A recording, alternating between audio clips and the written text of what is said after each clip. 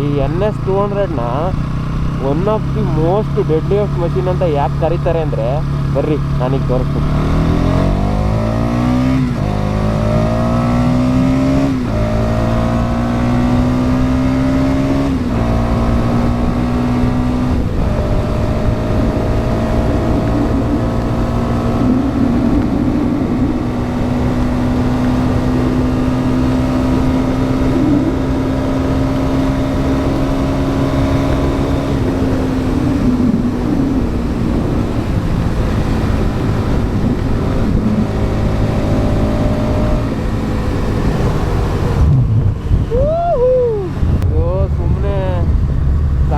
ಗಾಡಿ ಅಲ್ಲ ಸ್ವಾಮಿ ಇದು.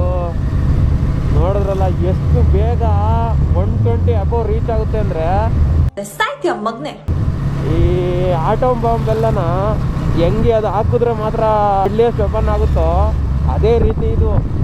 ಆ ಬಾಂಬ್ ಹಾಕಿದ್ರೆ ಮಾತ್ರ ಸತ್ತೋಗ್ತಾರೆ. ಈ ಗಾಡಿನಲ್ಲಿ ಒಂದೇ ಒಂದು ಸೆಕೆಂಡು ಸ್ಪೀಡಲ್ಲಿ ಇದ್ದಂಗೆ ಮೈ ಮರ್ತ್ವಿ ಅಂದರೆ ಸೀದಾ ಯಾಮ್ಲೋಕಕ್ಕೆ ಉತ್ಸವನೇ. ಅದಕ್ಕೆ NS200ನ one of the most deadliest machine ಅಂತ ಕರೆಯೋದು.